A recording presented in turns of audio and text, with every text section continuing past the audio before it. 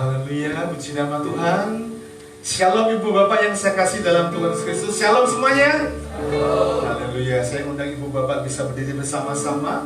Dan saya menyapa bagi Bapak Ibu yang mengikuti ibadah secara streaming dari rumah. Selamat pagi dan shalom. Mari kita ikuti ibadah kita pagi ini dengan khusyuk, nikmati hadirat Tuhan. Sekalipun kita berada di rumah kita masing-masing, kita datang kepada Tuhan, kusanjung Kau di tempat tinggi. Kusanjung Kau di tempat tinggi,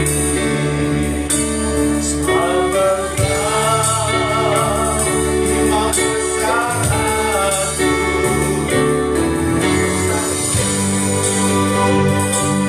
Kau lebih dari yang lain,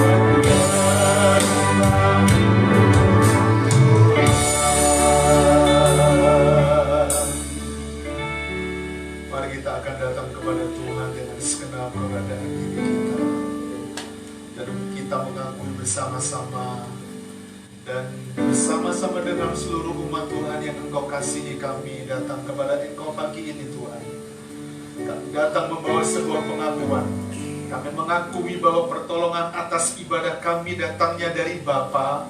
Dialah pencipta langit dan bumi dan segala isinya. Dialah Tuhan Yesus Kristus, Allah yang setia, Allah yang mulia, Allah yang ajaib, Allah yang luar biasa. Turunlah berkat sukacita, berkat damai sejahtera dilimpahkan dalam kehidupan kita semua saat kita datang beribadah dalam ibadah pagi yang diberkati oleh Tuhan. Di dalam berkat nama Tuhan kami berdoa bersyukur. Haleluya, amin. Puji nama Tuhan. Silakan duduk Ibu Bapak yang dikasihi oleh Tuhan. Alkitab menjawab dari Ulangan pasal 23 ayat 21 sampai dengan ayat yang ke-23. Demikian firman Tuhan. Kalau kamu menjanjikan sesuatu kepada Allahmu, janganlah menunda-nunda untuk menepati janji itu, karena Tuhan Allahmu tepat menuntutnya, tetap menuntutnya, dan kamu berdosa jika tidak memenuhinya. Kamu tidak berdosa kalau tidak membuat janji kepada Tuhan. Tetapi kalau kamu dengan sukarela membuat janji kepada Tuhan Allahmu, kamu wajib menepatinya. Tuhan berkati kita semua selamat beribadah.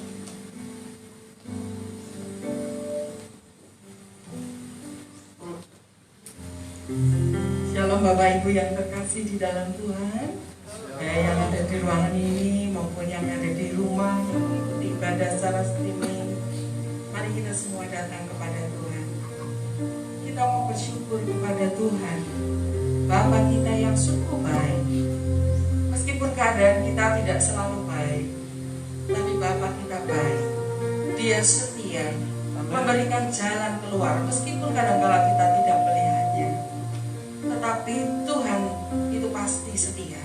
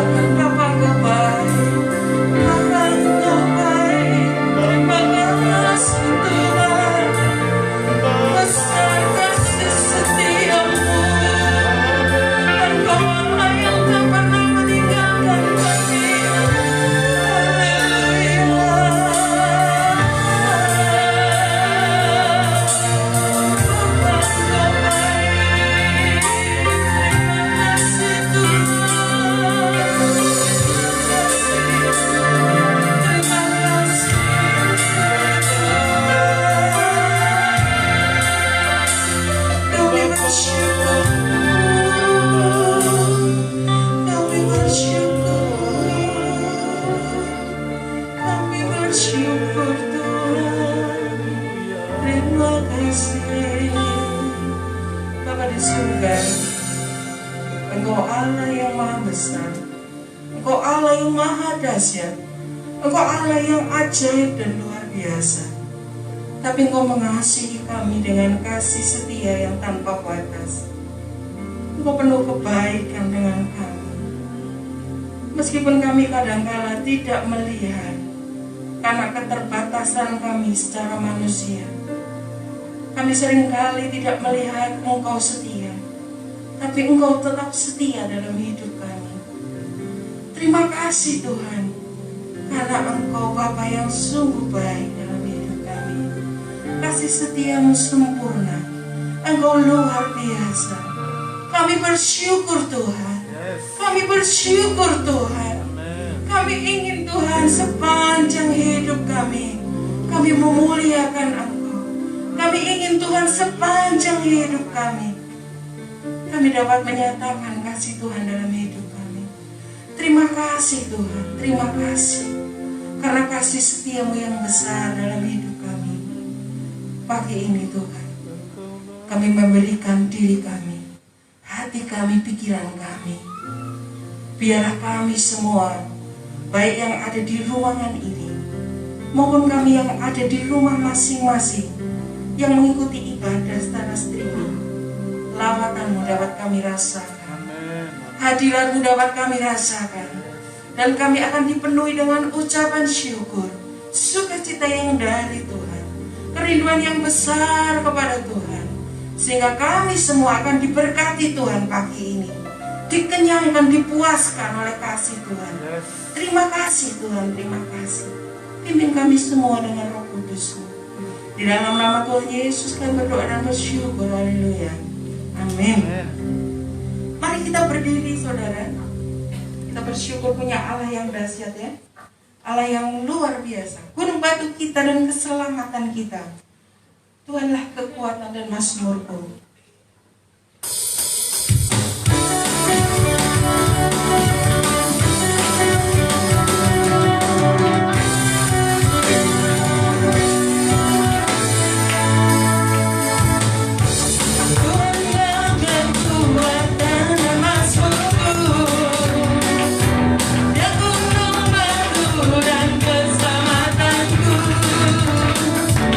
Hanya padamu hatiku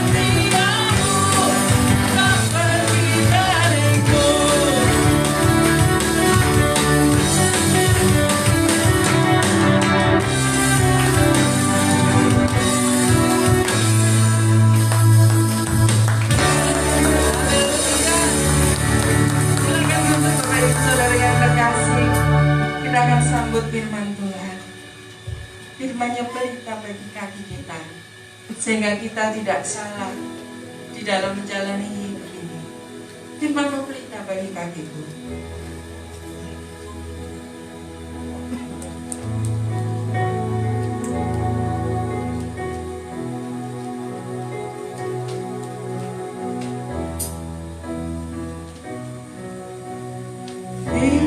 Firman-Mu pelita bagi kakiku, terang bagi jalanku.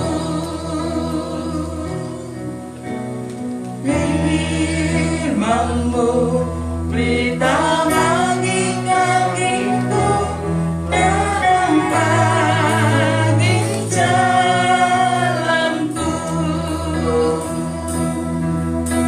Satu firman dan hilang jalanku, tetaplah Kau di sisiku, dan takkan ku takut asal Kau di dekatku, besertaku selamanya.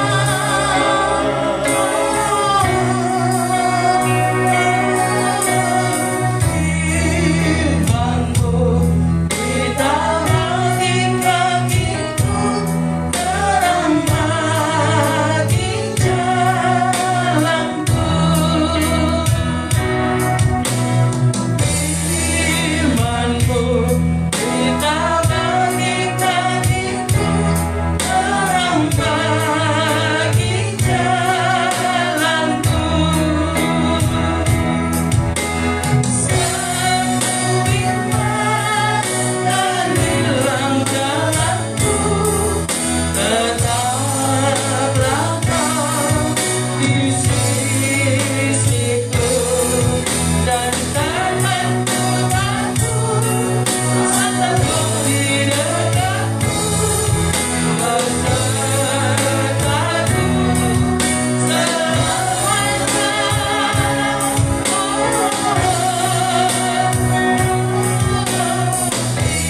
Firman-Mu pelita bagi kakiku, terang bagi jalanku.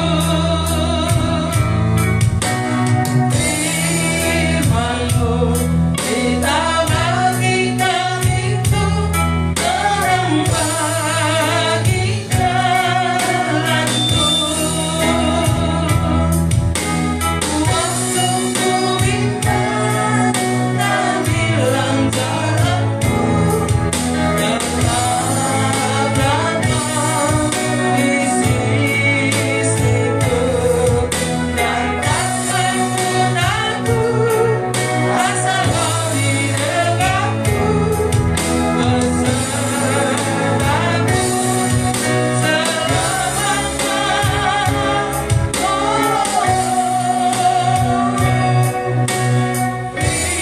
Firman-Mu pelita bagi kakiku, terang bagi jalanku. Bagi jalanku, Terang bagi terang bagi jalanku.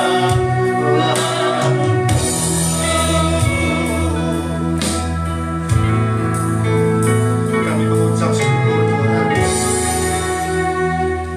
Kami mengucap syukur untuk anugerah-Mu yang Tuhan nyatakan senantiasa dalam kehidupan kami. Biarlah Engkau membekali kami dengan sabda-Mu pagi ini Tuhan. Karena itu kami menyiapkan kehidupan kami, diri kami, hati kami, pendengaran kami buat apa yang akan Tuhan sampaikan kepada kami semua pagi ini. Dan biarlah saat kami berada di rumah ibadah, ataupun kami semua yang mengikuti ibadah dari rumah, sungguh-sungguh kami menikmati kehadiran Tuhan yang boleh menyapa kehidupan kami. Dan kami mengizinkan untuk Engkau terus bekerja dalam kehidupan kami, sehingga apa yang Engkau sedang kerjakan dalam kehidupan kami, yang adalah proses yang akan membentuk kehidupan kami semakin indah, menjadi indah, lebih baik, serupa dengan gambar dari anak domba Allah, yaitu Kristus Yesus. Kami memohon anugerah Tuhan, urapi hambamu, urapi kami semua dengan pengurapan yang baru. Sehingga pagi ini Tuhan, kami boleh menikmati akan kesegaran yang baru, hadirat Allah yang boleh menyapa kami semua.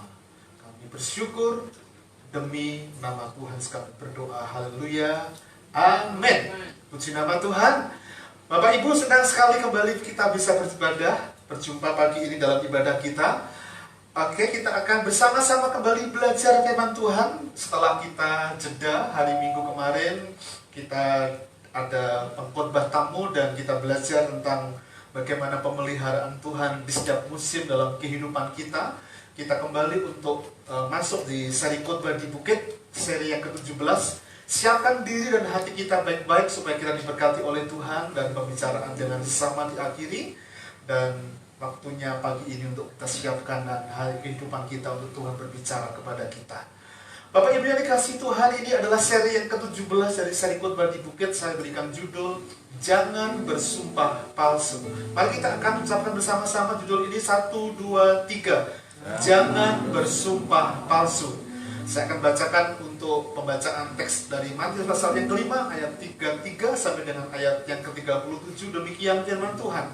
Kamu telah mendengar pula yang difirmankan kepada nenek moyang kita,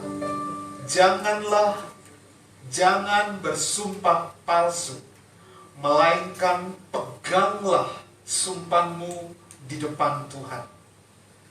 Tapi aku berkata kepadamu, janganlah sekali-kali bersumpah, baik demi langit, karena langit adalah tahta Allah, maupun demi bumi, karena bumi adalah tumpuan kakinya, ataupun demi Yerusalem, karena Yerusalem adalah kota raja besar. Janganlah juga engkau bersumpah demi kepalamu, karena engkau tidak berkuasa memutihkan atau menghitamkan sehelai rambut pun. Jika iya, hendaklah kamu katakan ya. Jika tidak, hendaklah kamu katakan tidak. Apa yang lebih daripada itu berasal dari si jahat. Amin. Puji nama Tuhan. Demikian pembacaan firman Tuhan. Bapak Ibu, mari kita akan review sejenak untuk khotbah di bukit seri yang ke-16 tentang boleh nggak ya bercerai, atau bercerai boleh nggak ya. Jelas kita sepakat pada 2 minggu yang lalu, kita sepakat untuk tidak ya, tidak bercerai boleh nggak ya, tidak jawabannya. Nah, ada beberapa hal penting yang saya sampaikan kemarin. Yang pertama adalah bercerai ya, ketika seseorang menempatkan bercerai itu artinya adalah menempatkan ruang pada kedua belah pihak sehingga tidak memiliki hubungan suami istri. Jadi yang tadinya ada ikatan suami dan istri karena mereka pisah, karena mereka bercerai ya, maka mereka menempatkan ruang pada keduanya sehingga suami dan istri tidak lagi ada hubungan. Dan Bapak Ibu yang dikasihi Tuhan, dalam teks yang kita pelajari kemarin dalam Matius pasal yang kelima ayat 27 sampai dengan ayat yang ke-32, kalau kita belajar di ayat ini, maka yang pertama, Allah itu memaksudkan pernikahan menjadi suatu kesatuan yang utuh dan tidak boleh diceraikan. Karena firman Tuhan mengatakan apa yang telah dipersatukan oleh Allah tidak boleh diceraikan oleh manusia. Dan saya menyampaikan juga yang kedua kemarin, perceraian tidak dibenarkan, alasan apapun, penyebab apapun tidak dibenarkan ya. Kemudian yang ketiga kemarin saya menyampaikan tentang ini, bahwa perceraian terjadi oleh karena ketegaran atau kekerasan hati. Surat cerai diberikan oleh Musa kepada orang Israel ya, karena ketegaran hati dari bangsa Israel. Bahkan di dalam budaya orang Israel, ketika kita belajar dari Rabi Samai dan Hillel, kemarin kita belajar bahwa karena zina menurut Samai mereka boleh bercerai. Bahkan menurut Rabi Hillel lebih ringan lagi, saat istri kita masak kurang enak, cemplang, atau bicara terlalu keras, ada alasan untuk bercerai. Sangat mudah pada waktu itu. Tapi Tuhan Yesus mengembalikan pada permanensi dari rancangan Allah, bahwa sejak semula Allah tidak mengizinkan terjadinya perpisahan atau perceraian. Terjadi oleh karena apa? Ketegaran hati dan kekerasan hati orang-orang Israel, umat Tuhan pada waktu itu. Jika kasus perceraian terjadi, ini poinnya, mereka harus masing-masing tetap single atau dipulihkan atau ada rekonsiliasi. Dalam tanda kurung di situ saya tulis boleh menikah lagi dengan syarat dan ketentuan yang berlaku. Ya, boleh menikah lagi dengan syarat yang berlaku. Dan hari ini nanti jam 10 teman kita, sahabat kita Tirsa Pratawa dan Efrat Julistia akan diteguhkan dalam pernikahan mereka di Gumaya Hotel di lantai 17. Tidak diundang semuanya kita memang karena protokol kesehatan dan ada pembatasan kuota, hanya 50 dan otomatis mereka dengan keluarga. Dan tentunya saya juga mengajak beberapa teman yang memang menjadi pengurus begitu ya dari pelayanan kita untuk mendampingi saya, karena kalau saya sendirian nanti kan nggak ada Pak Kris, nggak ada Pak Budi, saya kan sudah tinggal Pak Danan di Banjarmasin gitu ya. Ya itu, dan mereka ini salah satu mereka adalah pernah bercerai begitu ya, pernah bercerai dan boleh menikah lagi dengan syarat dan ketentuan yang berlaku. Makanya diumumkan 2 minggu berturut-turut. Jika ada keberatan yang sah yang masuk kepada gembala jemaat atau pengurus gereja, ya, kalau sah keberatannya akan dipertimbangkan jadi tidak jadi untuk diteguhkan pernikahannya. Dan hari ini kalau kita baca di Warta Jemaat, setelah diumumkan dalam waktu 2 minggu berturut-turut dan tidak ada keberatan yang sah yang masuk kepada kami gembala jemaat, kepada pengurus, maka akan diteguhkan pernikahannya pada hari ini jam 11 nanti siang. Ya, kita support dalam doa. Dan Bapak Ibu dikasih Tuhan, yang terakhir, pengecualian yang Yesus maksudkan tentang boleh bercerai kalau ada perzinahan tidak sebagai perintah, tetapi dimungkinkan dan tidak mutlak. Solusinya adalah mengampuni. Saya sebagai gembala jemaat NBC menegaskan bahwa hukum Alkitab, hukum firman Tuhan tidak mengizinkan bercerai. Tetapi ketika ada kasus di lapangan yang memberatkan, saya kembalikan kepada pasangan untuk memutuskan tetap bertahan atau pisah. Secara manusia seperti itu, tapi saya sebagai pimpinan jemaat, sebagai gembala jemaat tidak mengizinkan siapapun untuk pisah. Karena itu jaga permanensi hidup pernikahan kita. Oke, nah kembali kepada seri khotbah di bukit, masih berkaitan dengan kehidupan kita. Mengapa demikian? Kalau kita bicara tentang perceraian, maka bicara tentang pernikahan.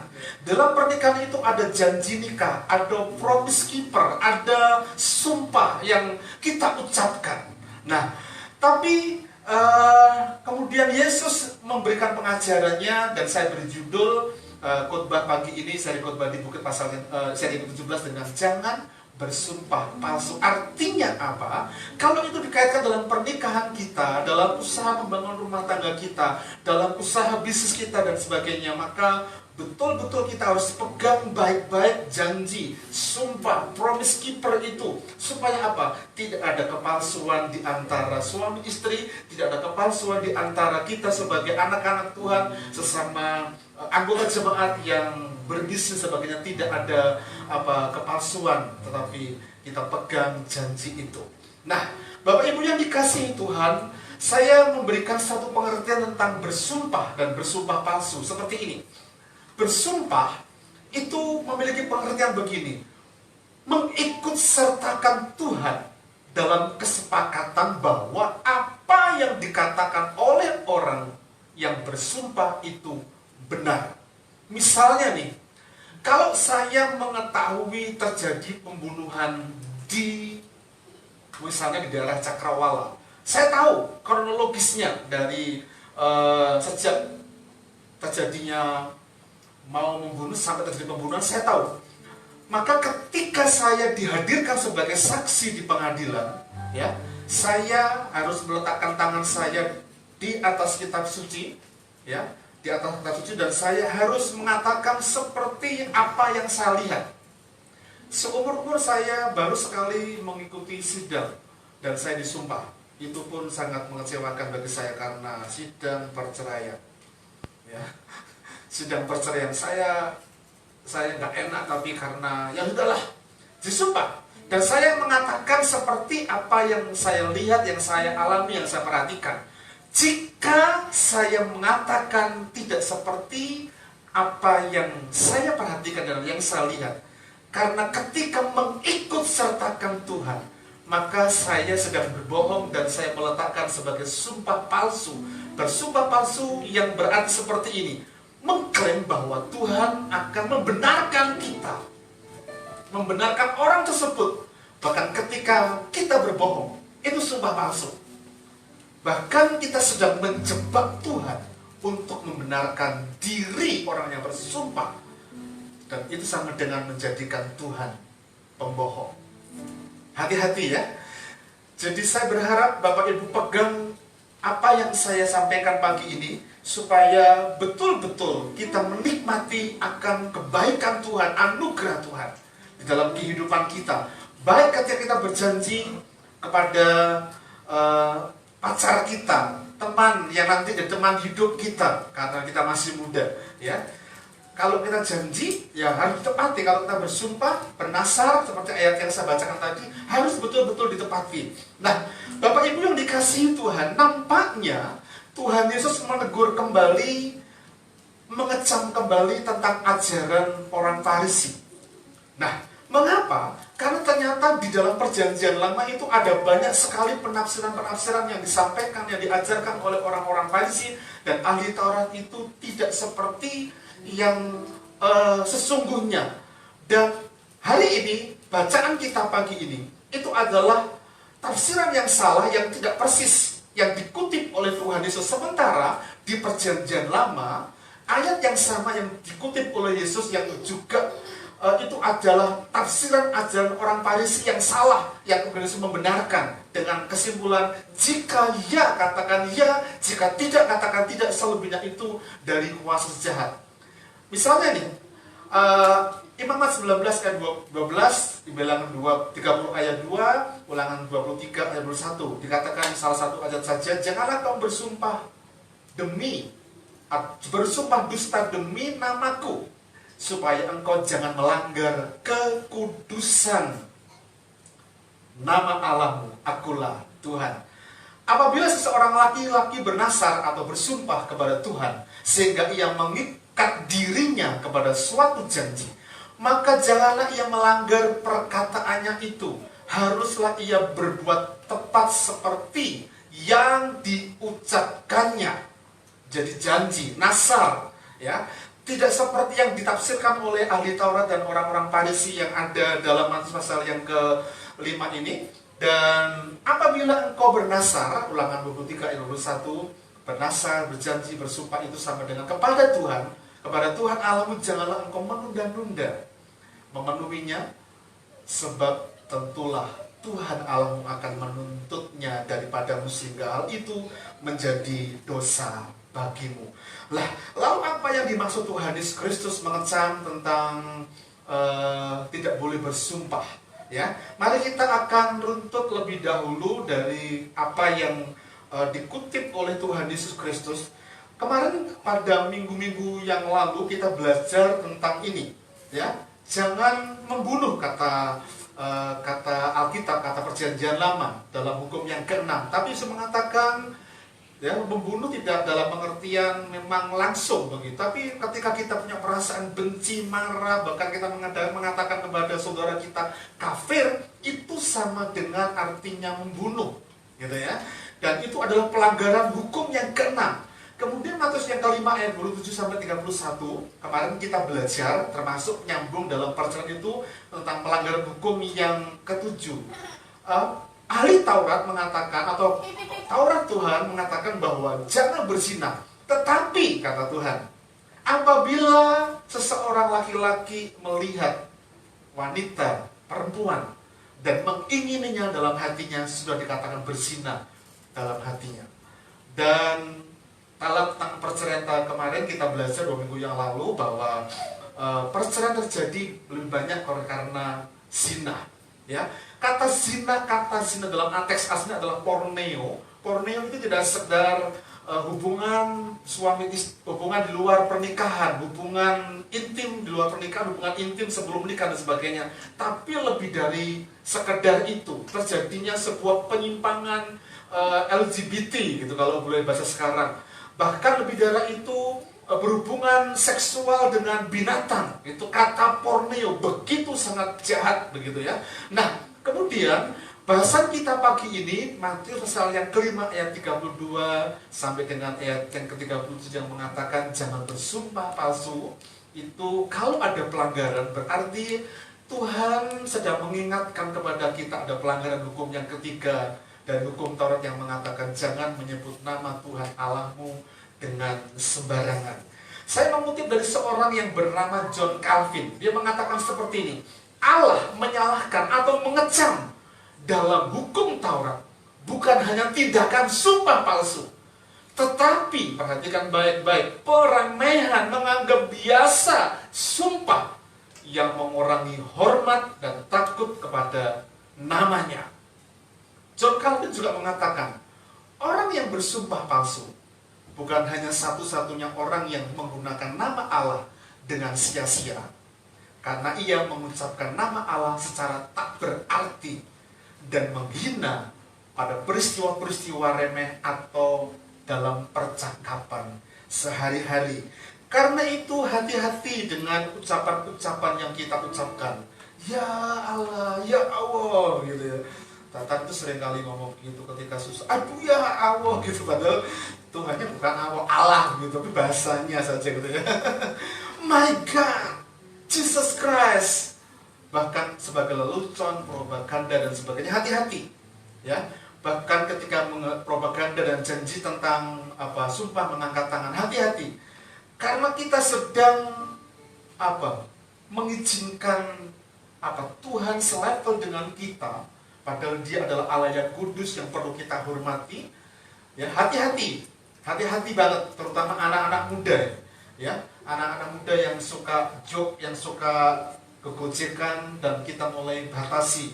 Karena ini akan menjadi sebuah penyakit dan sebuah kebiasaan yang sulit untuk dihapuskan. Lalu bagaimana ajaran Tuhan Yesus Kristus tentang bersumpah? Perhatikan baik-baik ya. Jangan sampai ketinggalan dari apa yang saya katakan, karena ketika Anda tidak memperhatikan dan ketinggalan, Anda akan ketinggalan dari apa yang saya sampaikan. Yang pertama, ajaran tentang bersumpah, Yesus tidak melarang bersumpah secara mutlak. Perhatikan baik-baik ya. Yesus tidak melarang sumpah secara mutlak. Mengapa demikian? Ada beberapa alasan. Yang pertama, yang mutlak yang dikatakan oleh Yesus adalah karena ada hal-hal remeh yang sama dengan menghina Tuhan. Dan itu adalah pelanggaran hukum yang ketiga. Itu yang mutlak, yang tidak boleh. Tetapi yang dikatakan dalam ayat yang ketiga, 4 itu, demi langit, langit adalah tahtanya, demi bumi adalah tumpuan kakinya, atau demi Yerusalem kota raja, atau bahkan demi kepala kita sendiri. Itu adalah hal-hal yang remeh, hal-hal yang biasa, dan itu gak mutlak, gak apa-apa gitu ya. Hal-hal yang biasa, hal-hal yang remeh itu tidak mutlak. Ini ajaran Tuhan Yesus. Mengapa bersumpah itu bagi Yesus tidak dilarang dan tidak mutlak ya. Yang kedua, alasan yang kedua adalah karena perjanjian lama juga mengizinkan, bahkan mengharuskan sumpah dalam hal-hal tertentu. Ulangan 6 ayat 13. Engkau harus takut akan Tuhan Allahmu. Kepada Dia haruslah engkau beribadah, dan demi namanya haruslah engkau bersumpah. Ini perjanjian lama. Kemudian Keluaran ayat 22 ayat 7 sampai dengan ayat yang ke-8 mengatakan begini. Apabila seseorang menitipkan, perhatikan baik, kepada temannya uang atau barang, dan itu dicuri dari rumah orang itu, maka jika pencuri itu terdapat, ia harus membayar ganti kerugian 2 kali lipat kalau ketahuan pencurinya ini. Misalnya nih, kalau ada barang yang ada di depan pada saya dan pencurinya ketahuan dan saya tangkap pencuri itu, maka pencuri itu harus membayar 2 kali lipat. Kalau dia curi tab saya, maka dia harus bayar seharga tab itu 2 kali. Tetapi jika pencuri itu tidak terdapat, maka tuan rumah saya harus pergi menghadap Allah. Jadi selalu melibatkan Tuhan. Maka betul-betul ketika kita bersumpah, kita berjanji, tidak boleh ada kata-kata yang meremehkan, apalagi berdusta, karena melibatkan Tuhan. Dan itu adalah pelanggaran hukum yang ketiga. Itu yang dilarang, itu yang mutlak tidak boleh. Nah, oke. Menghadap Allah untuk bersumpah bahwa ia tidak mengulurkan tangannya mengambil harta kepunyaan temannya, dan tidak ada hukuman apa-apa. Karena apa? Ternyata dia bukan pencurinya, dan yang bersumpah bukan yang mencuri, tapi tuan rumah saya. Misalnya kalau ada pencuri yang mencuri dan dia tidak kedapatan mencuri, dan saya harus bersumpah di hadapan Tuhan mengatakan bahwa pencuri itu tidak mengambil barang saya dan sebagainya. Nah, Bapak Ibu yang dikasihi Tuhan, yang ketiga, alasan yang ketiga mengapa Yesus tidak melarang secara mutlak tentang bersumpah, Allah juga mengikat dirinya dengan janji, dengan sumpah. Ibrani 6, 13, 14, dan 17, perhatikan baik-baik. Sebab ketika Allah memberikan janjinya kepada Abraham, ia bersumpah demi dirinya sendiri, diri Allah. Karena tidak ada orang yang lebih tinggi daripadanya. Katanya, sesungguhnya aku akan memberkati engkau berlimpah-limpah dan membuat engkau sangat banyak. Karena itu, untuk lebih meyakinkan mereka yang berhak menerima janji itu akan kepastian putusannya, Allah telah mengikat dirinya dengan bersumpah. Ini yang keempat. Ya. Jadi tidak mutlak. Yang kelima, Yesus sendiri juga tidak memarahi, ya. Ayat yang pasal bagian yang keempat ini mengatakan, pada waktu Yesus diadili di Sanhedrin ketika dia mau disalibkan, Tuhan Yesus itu disuruh berbicara di bawah sumpah. Bukankah ia harusnya menegur prajurit yang menyuruhnya untuk bersumpah? Tetapi sebaliknya, dia tidak mengatakan itu. Dia mengatakan, seperti yang engkau katakan. Lalu ia menjawab, padahal tadinya ia tidak mau berbicara sebelumnya. Nah, mari kita baca ayatnya ini ya, supaya kita Bapak Ibu jelas. Tetapi ketika Yesus tetap diam, lalu imam besar itu bicara kepadanya, demi Allah yang hidup, katakanlah, demi Allah yang hidup. Ini melibatkan Tuhan, bersumpah, apakah engkau Mesias, anak Allah atau tidak?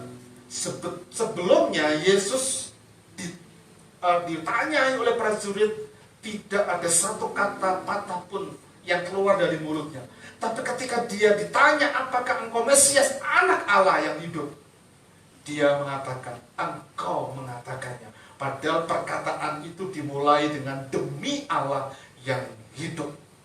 Nah, Bapak Ibu yang dikasihi Tuhan, kalau demikian, kalau sumpah itu menurut Yesus tidak mutlak, yang mutlak apa? Yang mutlak ya tadi itu. Yang mutlak adalah kepada hal-hal yang sebetulnya menyangkut nama Tuhan. Atau bahkan ketika kita bersumpah, karena bersumpah itu mengikut sertakan Tuhan. Kalau kita adalah anak Tuhan, makanya ketika kita bersumpah di pengadilan, kalau udah jadi saksi, kita akan meletakkan tangan kita di kitab suci itu. Itu kalau kita di pengadilan. Tentang jabatan tertentu di kepala daerah, ya. Kalau pelantikan RT RW nggak ada, kalau Pak Camat, Bupati dan sebagainya juga disumpah dengan kitab sucinya. Tapi pada kenyataannya, sebetulnya para pejabat-pejabat yang ada di pemerintahan ini melanggar kekudusan Allah yang di dalamnya implementasi tidak selalu seperti yang dikatakan. Bahkan mungkin dari antara kita sudah bosan dengan janji palsu yang dikatakan oleh anggota-anggota legislatif. Saya katakan tidak semuanya.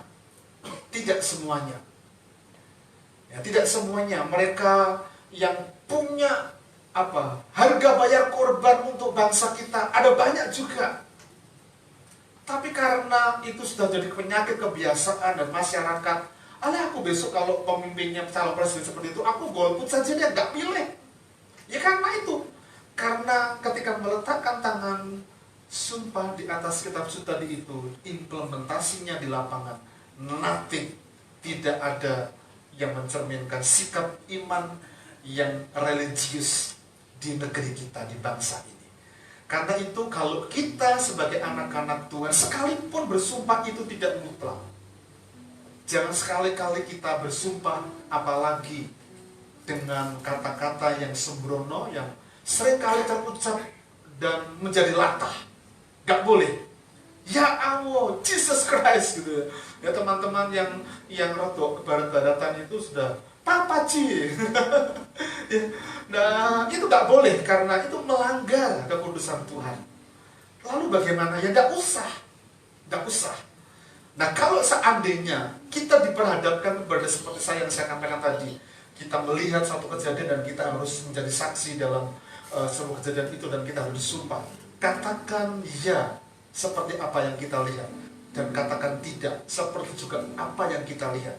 Kalau itu terjadi, selebihnya bukan melibatkan Tuhan di dalam sumpah yang kita lakukan, tapi karena ada si jahat yang memang sudah mengotori kehidupan manusia.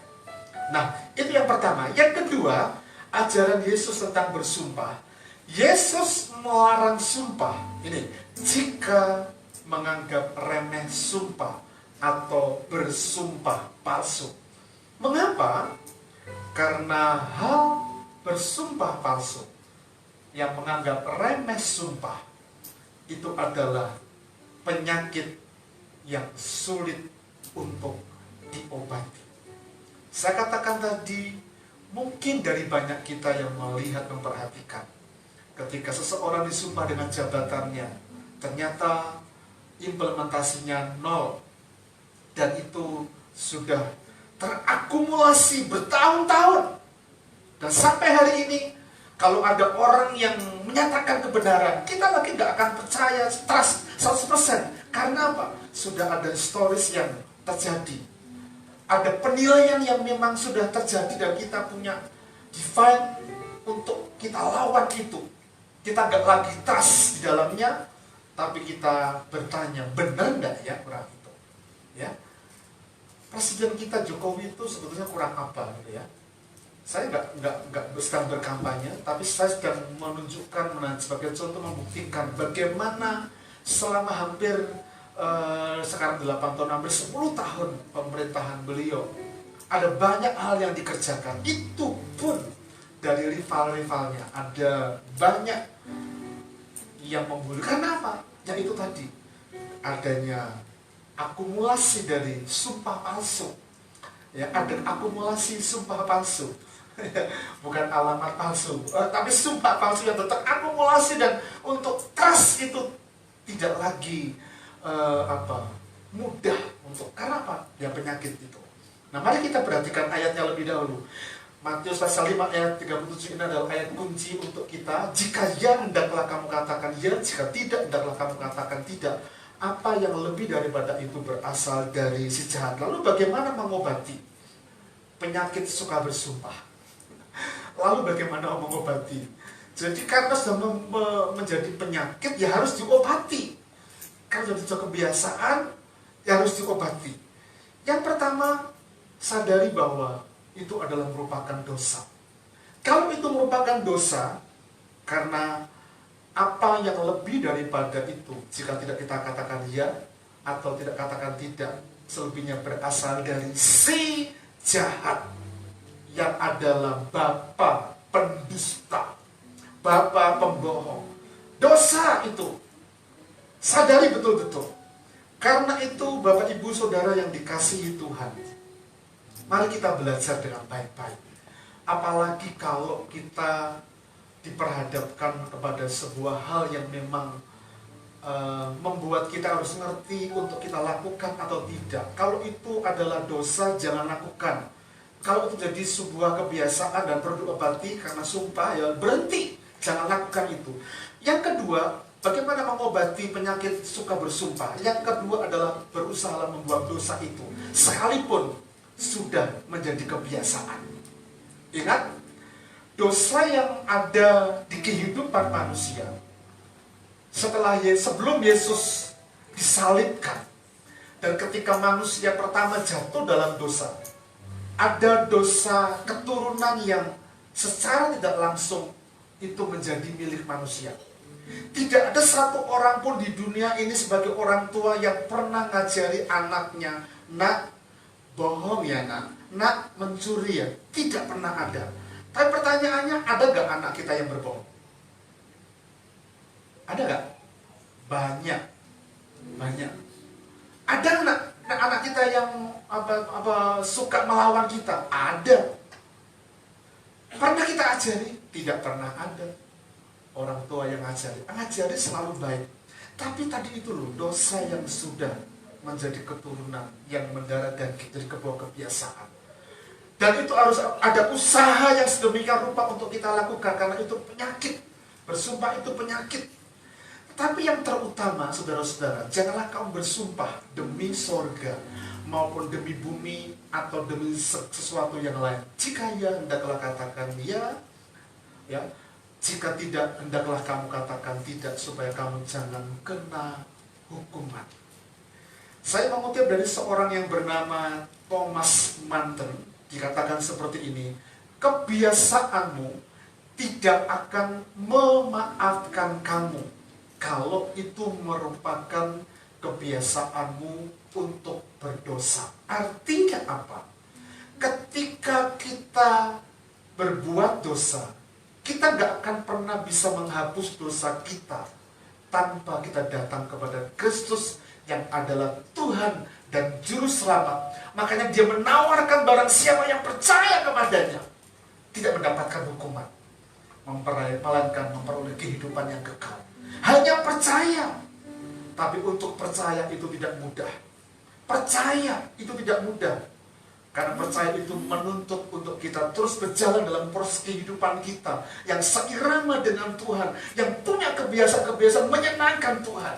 Beribadah, memberi untuk pekerjaan Tuhan, waktu, tenaga, pemikiran, dan sebagainya. Sehingga tidak ada waktu yang akan dimanfaatkan oleh si jahat untuk mempengaruhi kita tentang dosa. Yang ketiga, bagaimana mengobati penyakit bersumpah atau suka bersumpah ini. Yang ketiga, kita belajar untuk berbicara jujur. Kapan? Selalu, always, senantiasa. Mengapa? Karena kalau kita nggak bisa jujur, kita nggak akan dapat dipercaya. Tapi kalau kita bisa biasa bicara jujur, kita akan mudah untuk dipercaya. Misalnya nih, kalau ada di antara kita yang punya teman bisnis dan janjinya selalu melenceng terus, besok ya, hati-hati. Besok tak bayar. Tapi nggak dibayar. Jadi kita perlu hati-hati. Apalagi kalau kita sesama anggota jemaat di RBC. Kalau kemungkinan ya kita punya bisnis yang sama nih. Misalnya ini yang lagi terkenal booming di RBC itu kan Celiping Bus Selamat. Wah. Misalnya kalau ada di antara kita nih, misalnya Pak Iwan Sanjaya, Mbak, Bu, aku tak bisnis ya, gitu ya. Apa? Tak bantu jualan. Bagaimana pembayarannya Pak? Yo, bayar kasih depan dong, gitu ya. Oh, bayar kasih depan. Nah, oke, tak kasih karena kita teman, tak kasih diskon dan sebagainya. Ternyata pada waktu dimanapun saya berada harus sama seperti saya di belakang itu. Ya. Seperti apa yang saya katakan, demikianlah saya di rumah, di dimanapun. Karena supaya saya dipercaya. Karena ketika kita mudah untuk dipercaya, itu akan menjadi sebuah kebiasaan. Dan kalau kebiasaan menjadi sebuah karakter, karakter itu nanti akan kembali kepada Tuhan, kepada kekekalan. Kalau kita jemaat RBC punya karakter yang seperti ini, wow, menyenangkan. Orang itu nggak usah diajak, ayo ibadah di RBC. Tapi kita cerita dengan hidup kita, pengalaman, dan apa yang kita katakan. Orang itu akan bertanya, Pak Iwan ibadah di mana toh? Di RBC. Jangan bicara ikut Pak Yeri, saya nggak suka. Karena orang-orang di luar sana itu ikut Pak. Itu jadi sebuah kebiasaan. Kalau terbiasa dan mengkristal itu akan sulit. Tapi kalau kebiasaan jujur apa adanya, always apa ada diri kita. Kalau tidak ya katakan tidak, kalau iya katakan iya. Itu adalah sebuah kebiasaan yang menyenangkan Tuhan, dan tanpa diobati itu akan menjadi karakter yang kuat yang mengkristal di kehidupan kita. Apalagi kalau kita seandainya diangkat jadi AHRD ya di sebuah perusahaan. Dengan pengalaman ini, dengan melihat wajah orang saja, oh orang ini seperti ini, dan sebagainya. Kita tahu, ya, tahu itu. Karena apa? Ada pengalaman. Ada pengalaman karena ketika kita sudah mengkristal, jujur apa adanya, itu akan jadi sebuah kebiasaan. Saya mengutip dari seorang yang bernama William Barclay yang mengatakan seperti ini. Socrates, guru dan orator Yunani yang terkenal, dia tuh berkata, seseorang harus hidup sehingga mendapatkan keyakinan dalam dirinya lebih daripada yang bisa didapatkan oleh sumpah. Artinya apa? Hidup jujur apa adanya. Dan statement Socrates ini dijelaskan oleh Clemens dari Alexandria yang mengatakan begini, bahwa orang-orang Kristen harus hidup sedemikian rupa dan mendemonstrasikan suatu karakter sedemikian rupa sehingga tidak seorang pun akan pernah bermimpi untuk menyuruh mereka bersumpah. Karena apa? Ada karakter yang sudah mengkristal di kehidupan kita, karakter Kristus. Tidak lagi mengatakan dusta, bohong, tapi jujur apa adanya.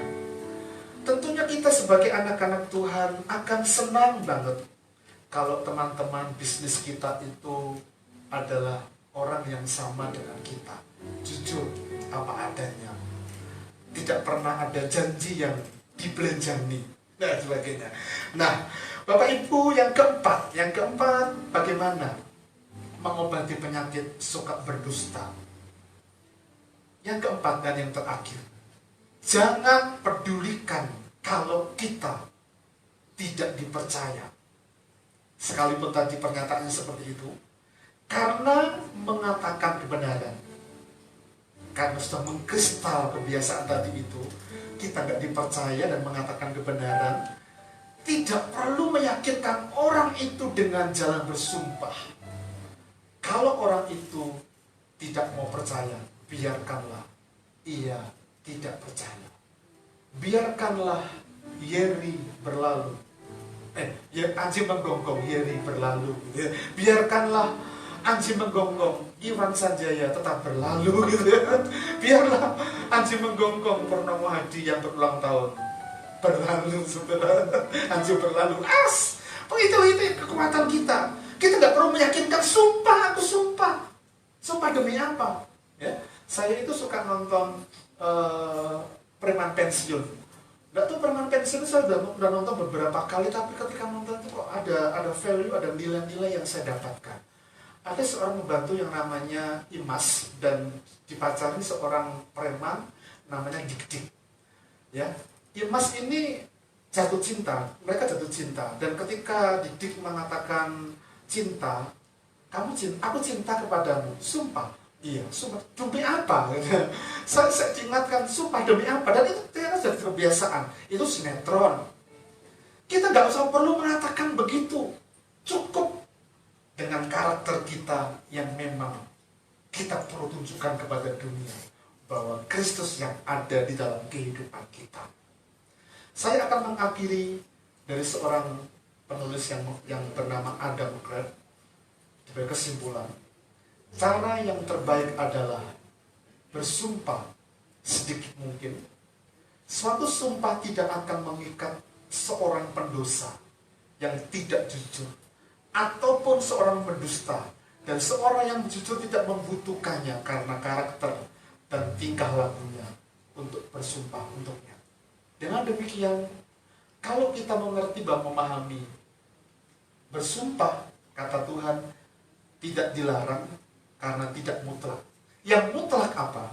Ketika kita mau melibatkan sumpah itu dan melibatkan Tuhan dan hal-hal yang remeh tadi itu, karena kita sedang menurunkan standar kekudusan Tuhan. Dan itu pelanggaran hukum yang ketiga yang mengatakan jangan menyebut nama Tuhan Allahmu dengan sembarangan. Termasuk dalam seluruh aspek kehidupan kita.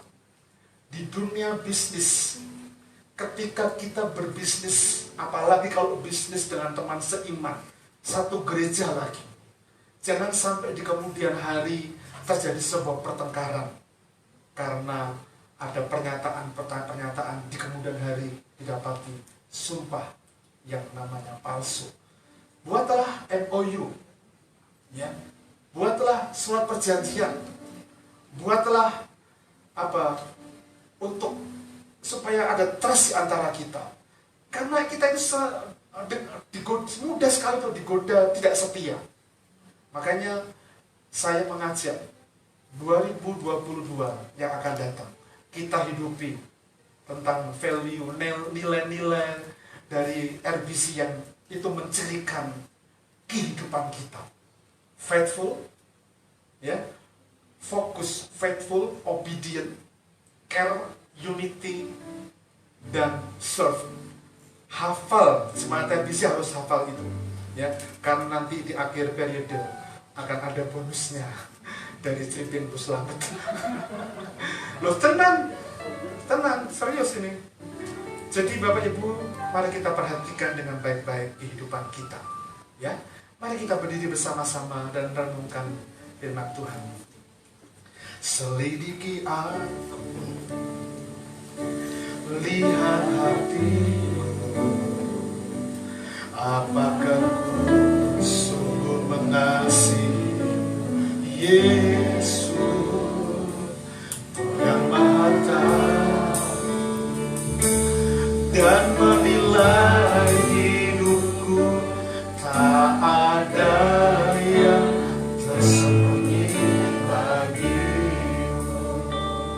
Selidiki aku, amin, lihat hati,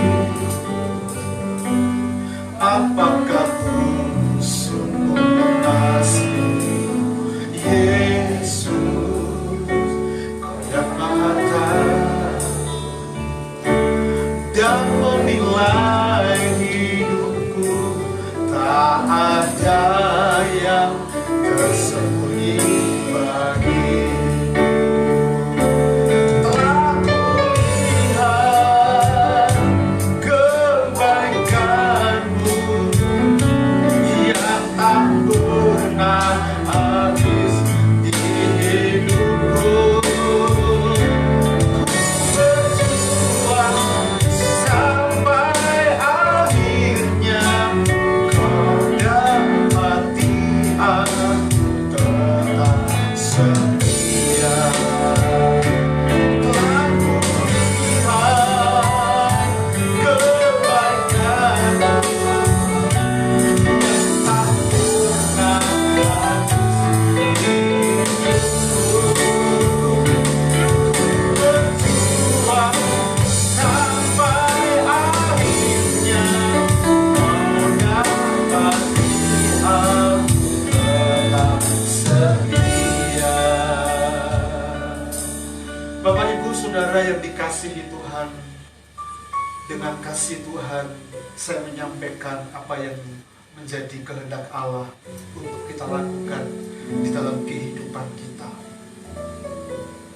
Dalam hal jujur bersumpah, berjanji, bernasar, itu adalah sebuah yang memasyarakat, terbiasa. Sering kita menjumpai di rumah, di tempat kita bekerja, di jalan, di perusahaan-perusahaan, kita mendapati hal-hal itu. Karena itu kita mau supaya hari-hari ini kita sungguh-sungguh mengoreksi kehidupan kita. Sudahkah karakter Kristus itu tercermin dalam kehidupan kita?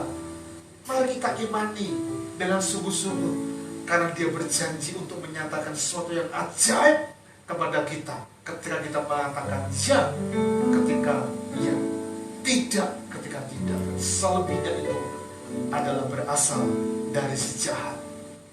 Utamakan karakter yang adalah mencerminkan iman kita dibandingkan sumpah, sekalipun sumpah tidak dilarang secara mutlak.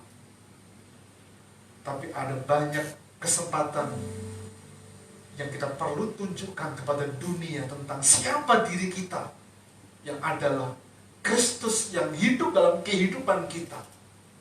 Sehingga dalam menjalankan usaha kita, menjalankan jabatan kita, ada value Kristus, value iman percaya yang kita dapat lakukan, dapat ditangkap oleh dunia, sehingga mereka mengenal Kristus. Datanglah kepada Tuhan dan meraih review ulang dari apa yang kita dengar pagi ini. Yesus telah kulihat kebaikan-Mu yang tak pernah habis di hidupku.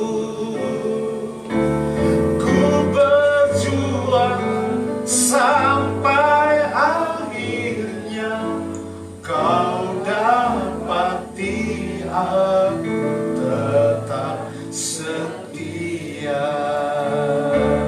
Telah kulihat kebaikan-Mu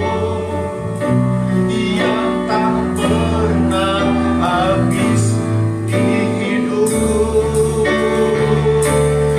Ku berjuang sampai akhirnya Kau dapati aku tetap setia.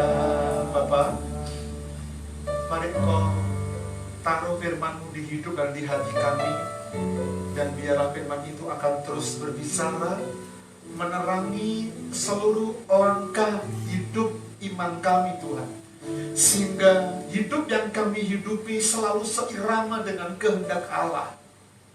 Tuhan Yesus, kami mohon anugerah Tuhan. Kami mohon kemampuan yang datang dari Engkau memampukan kami, seluruh umat-Mu Tuhan, jemaat RBC yang ada di ruangan ini, yang mereka mengikuti ibadah dari rumah mereka, ataupun kami semua yang menyaksikan dari channel YouTube RBC. Kami berdoa mereka dikuatkan, mereka diberkati, karena firman Tuhan itu akan terus berbicara di hidup kami. Terima kasih Bapa, berkat-Mu melimpah atas kehidupan kami semua. Kami mengucap syukur. Demi nama Tuhan kami berdoa. Haleluya. Jemaat RBC ya. Oke, kita akhiri ibadah kita datang kepada Tuhan. Kita naikkan doa-doa permohonan kita kepada Bapa di surga. Dan sejenak saya mengizinkan Bapak Ibu untuk menyampaikan doa-doa secara pribadi kepada Tuhan. Sementara keyboard mengalun dengan lembut, mengawal kepada kita untuk kita menyampaikan doa-doa kita kepada Bapa di surga. Oh Bapa kami yang baik, Bapa yang berlimpah kasih dan setia, Kau Allah yang peduli dengan kehidupan kami, Allah yang menopang, menuntun, menggandeng kehidupan kami. Kami percaya kepada Engkau. Terima kasih Tuhan. Bapak Ibu, angkatlah kedua belah tangan kita bersama-sama, dan pandanglah Dia sumber berkat, Dia Bapa yang baik.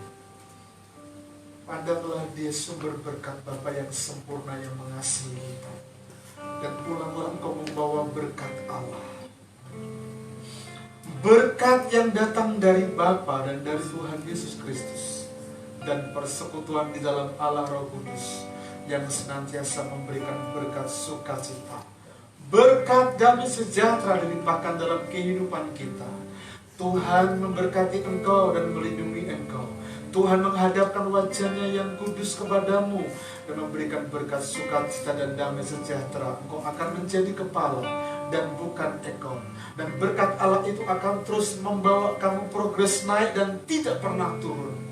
Bahkan berkat Allah engkau akan alami seperti pohon yang ditanam di tepi aliran air yang akan terus menghasilkan buah. Demikianlah hidupmu diberkati oleh Tuhan. Dari sejak pagi ini, besok, bahkan sampai kepada Maranatha, Tuhan Yesus datang kedua kali menjemput kita. Demi nama Tuhan kami berdoa bersyukur. Haleluya. Amin.